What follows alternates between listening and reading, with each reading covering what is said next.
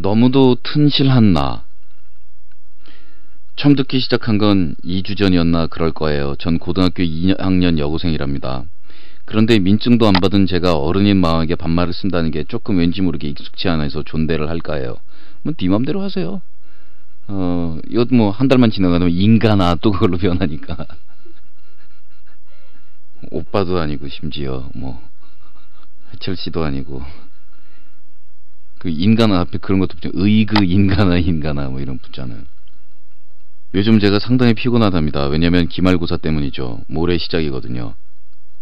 기말고사가 모레 시작인데 왜 피곤한 거죠? 뭐 때문에?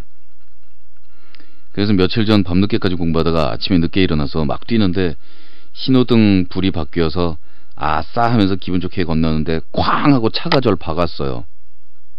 보통은 차에 치였다고 얘기하는데 차가 그쪽을 박으셨습니까? 근데 엎어져 있는데 사람들이 막 몰려오더니 어머 어린 학생이 어떻게 어머 차가 찌그러졌잖아 범퍼가 패였어 어머 어떻게 겉으로 보기엔 괜찮은데 일어나지 못하네 괜찮을까 이러더군요. 예, 전 사실 아주 멀쩡했어요. 그런데 너무 창피해서 일어설 수가 없었어요. 그래서 땅에 붙은 듯 일어서지 않았어요. 그런데 제가 아는 선배가 그곳에 있었을 줄이야. 사실 제가 1년 전부터 짝사랑하던 오빠더군요. 재수 중인 오빠가 학원 가던 길에 차에 부딪힌 저를 본 겁니다. 오빠는 떨리는 목소리로 효진아 이러더니 거기 119죠 이러는 거예요. 그렇습니다. 119에 전화를 건 거지요. 더 이상 여기 붙박힐 순 없겠다. 사람들은 물러가긴커녕 더 몰려온다 이 생각이 들자 전 벌떡 일어나서 버스 정류장까지 막 다른박질 치는데 얼마나 민망했겠어요. 얼핏 이렇게 달리면서 보니 정말로 범퍼가 찌그러져 있더군요. 사실 119에 전화한 사람이 오빠인 줄은 몰랐는데 학교 갔다 집에 왔을 때 그 오빠가 전화해서 오빠가 그 웃기지도 않은 시츄에이션을 봤다는 걸 알 수 있었죠. 정말 민망했어요. 오빠는 저에게 마징가라 부르며 놀렸어요. 난 내 가방의 무게가 날 살린 거라고 오빠한테 설명했지만 오빠는 들은 척도 안 했어요. 요즘 기말고사를 앞두고 있어서 엄청나게 많은 책을 가방에 넣어 다니거든요. 전 그 책 무게가 날 살렸을 거라고 아무리 말해도 오빠는 기운 센 천하장사 무쇠로 만든 사람 마징가 주제를 불러주더라고요. 오늘 오빠한테 또 전화가 왔는데 후유증은 없는지 전화를 했어요.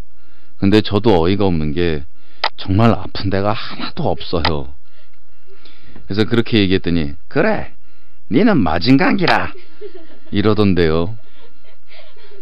왜 하필 그 많은 사람들 속에 왜 그 오빠가 있었을까요?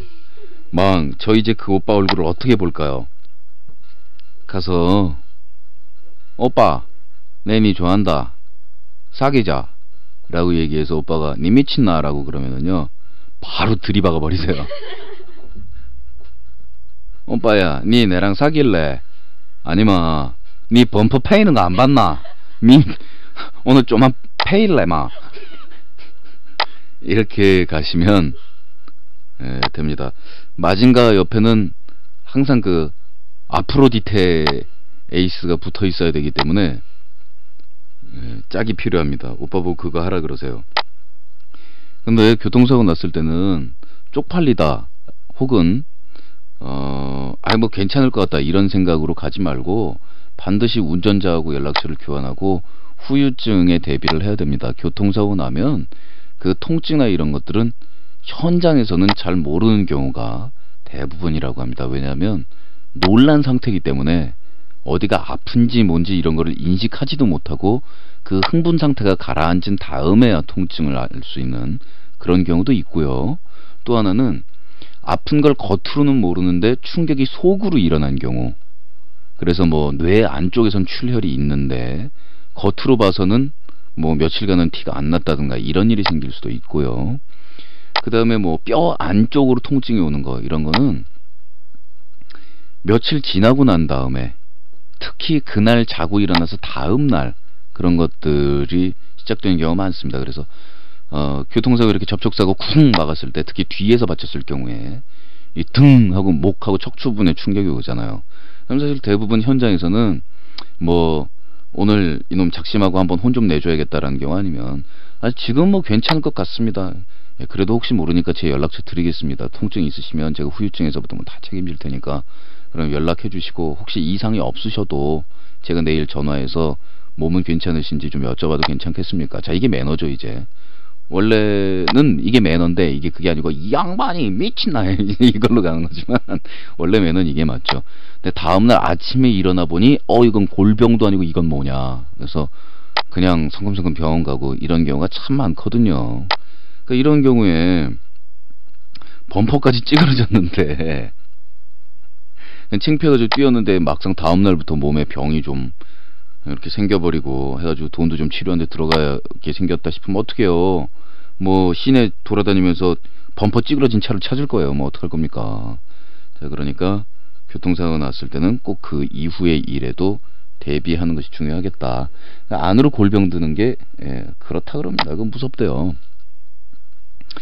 옛날에 고문 방법 중에 그런 게 있었습니다. 사람을 겉으로 때리고 그러면은 이제 군사독재 정권이 티가 나지 않습니까? 구타하고 멍들고 그러면. 그럼 사람을 어떻게 하냐면 사람을 맨바닥에다가 엎드리게 해놓고 옷을 벗긴 다음에 그 등 허리 위에다가 공중전화번호부를 올려놓는데요.